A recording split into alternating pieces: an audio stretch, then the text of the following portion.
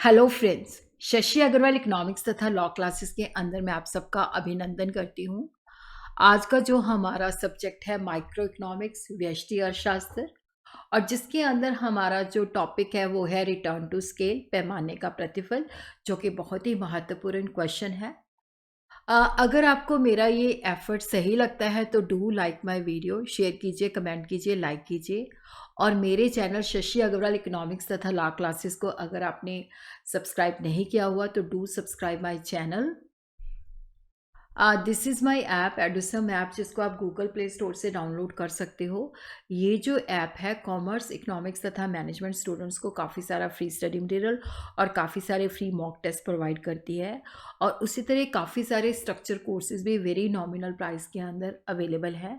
तो व्यष्टि अर्थशास्त्र का हिंदी के अंदर तथा इंग्लिश के अंदर भी जो कोर्स है वो अवेलेबल है।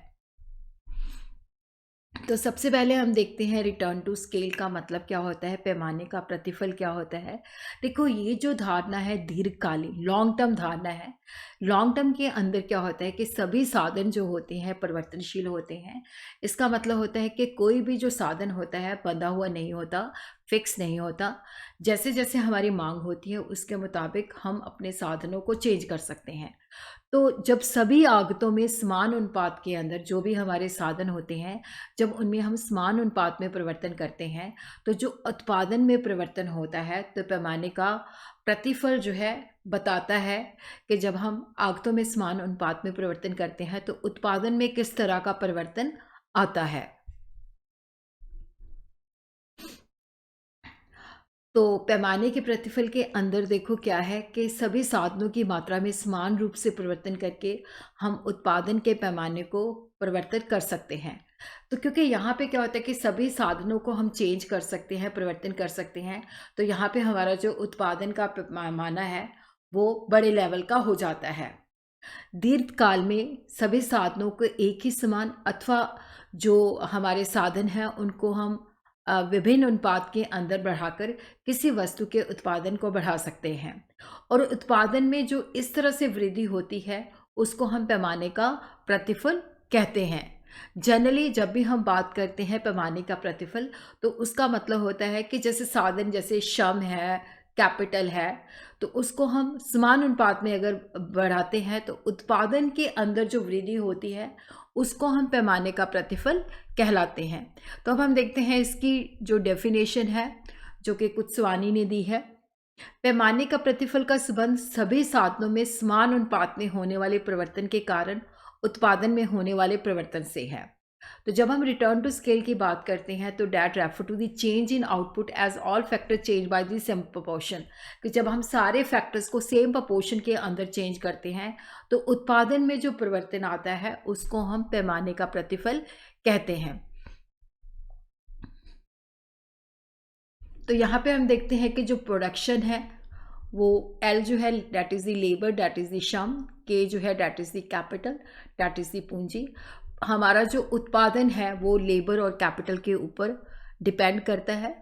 अब यदि उत्पादन के दोनों साधन श्रम, लेबर, पूंजी, कैपिटल को अगर हम समान अनुपात में बढ़ाते हैं तो कुल उत्पादन बढ़ के जो है P1 हो जाता है। तो यहाँ पे जब हमने उनको M से बढ़ाया, L को भी बढ़ाया, K को भी बढ़ाया, कैपिटल को भी बढ़ाया, तो हमारा प्रोडक्शन जो है बढ़ के P1 हो जाता है। यदि साधनों में होने वाले परिवर्तन के अनुपात में उत्पादन की मात्रा जो है P1 जो है अगर वो M से ज़्यादा है, इसका मतलब है कि लेबर और कैपिटल को हमने M रेशो से जो है चेंज किया है। बट अगर उत्पादन में जो वृद्धि होती है अगर वो M से ज़्यादा है तो हम कहते हैं कि बढ़ता हुआ प्रतिफल है। और यदि हमारा उत्पादन जो है सेम अनुपात में बढ़ता है जिस अनुपात के अंदर हमने लेबर तथा कैपिटल को बढ़ाया है, तो हम कहते हैं समान प्रतिफल या स्थिर प्रतिफल है। उसी तरह यदि साधनों के अंदर जो परिवर्तन आता है, जब हम जो लेबर और कैपिटल को हम M से इंक्रीज करते हैं बट उत्पादन हमारा कम अनुपात में बढ़ता है, तो उसको हम घटता हुआ प्रतिफल जो है कहते हैं।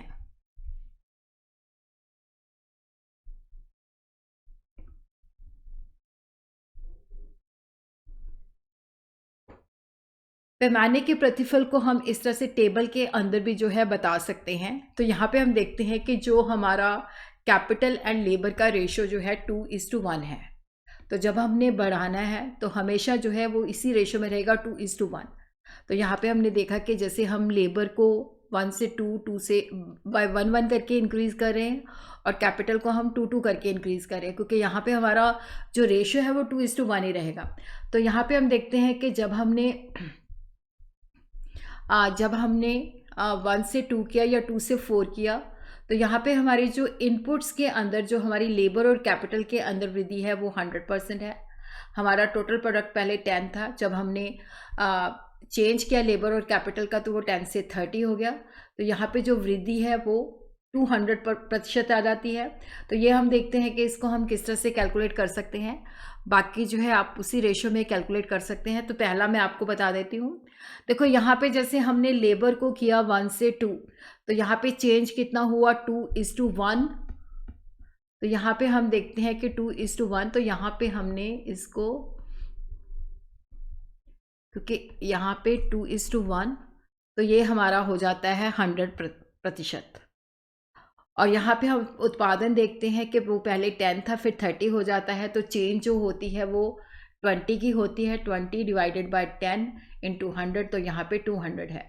तो यहाँ पे हम देखते हैं कि इंक्रीजिंग टर्न टू स्केल है, क्योंकि यहाँ पे हमने जो इनपुट्स है, जैसे लेबर को हमने इंक्रीज़ किया 100% से, उसी तरह हम पूंजी का देखते हैं 2 से 4 किया है, तो चेंज जो है 2/2 इंटू 100। तो ये भी लेबर और कैपिटल को हमने 100% से बढ़ाया, और यहाँ पे हमारा उत्पादन जो बढ़ता है वो 200 से बढ़ता है। तो ये इंक्रीजिंग टर्न टू स्केल है।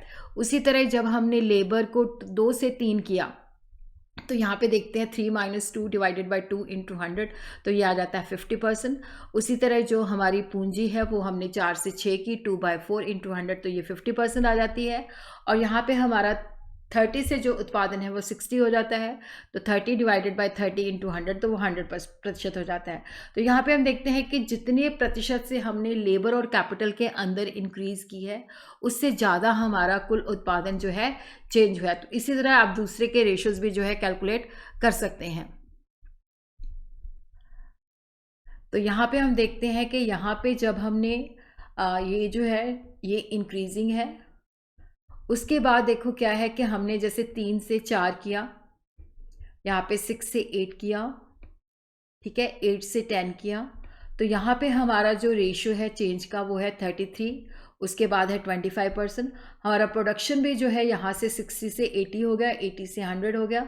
तो जिस रेशो में हमने लेबर और कैपिटल को इंक्रीज़ किया, पहले हमने 33 से चेंज किया, तो यहाँ पे हमारी जो टोटल आउटपुट है वो भी 30 से बढ़ती है।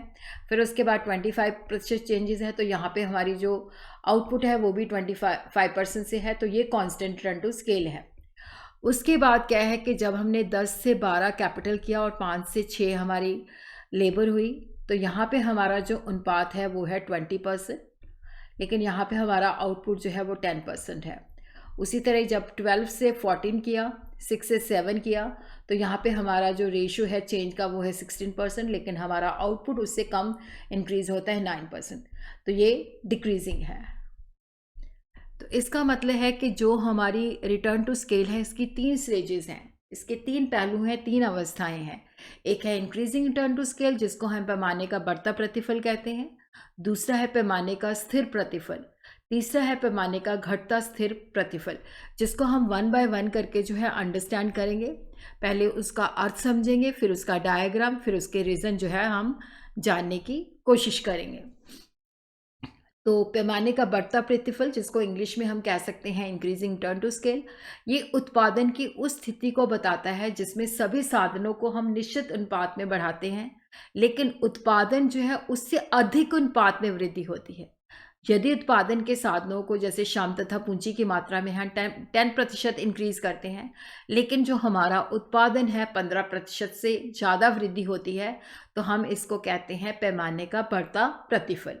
इसका देखो जो कारण होता है कि शुरू के अंदर क्या होता है कि जो साधन होते हैं जैसे श्रम है, मशीनें हैं, यंत्र है, वो इनडिविजिबल होते हैं, अविभाज्य होते हैं, उसको हम छोटी छोटी मात्रा के अंदर नहीं ले सकते। तो शुरू में जब हम जो है इनपुट्स को चेंज करते हैं, तो उनकी जो कार्य कुशलता है वो बढ़ जाती है। जैसे जैसे हम लेबर को बढ़ाते हैं, श्रम विभाजन होता है, विशिष्टीकरण होता है, तो जिसकी वजह से हमें काफ़ी सारी बचतें प्राप्त होती हैं। तो इस वजह से हमें पैमाने का बढ़ता प्रतिफल नियम जो है लागू होता है। इसको हम ग्राफिकली इस तरह से शो कर सकते हैं। यहाँ पे हम लेते हैं percentage increase in factor input labour and capital. यहाँ पे हम लेते हैं परसेंटेज इंक्रीज इन आउटपुट। तो यहाँ पे हम देखते हैं कि जैसे पहले हम जो है अ, जो फैक्टर इनपुट्स के अंदर 10% चेंजेस है, लेकिन जो हमारा आउटपुट है वो 15% है। फिर उसके बाद हमने 15% चेंजेस की factor input labour and capital में, लेकिन हमारा जो आउटपुट बढ़ता है वो 25% बढ़ता है। तो इस तरह से जो हमारा कर्व है वो ड्रॉ होता है, तो जो कि इंक्रीजिंग टर्न टू स्केल को बताता है। ये बताता है कि जिस रेशो में हम लेबर तथा कैपिटल को बढ़ाते हैं, उस रेशो से ज़्यादा जो है उत्पादन में वृद्धि होती है।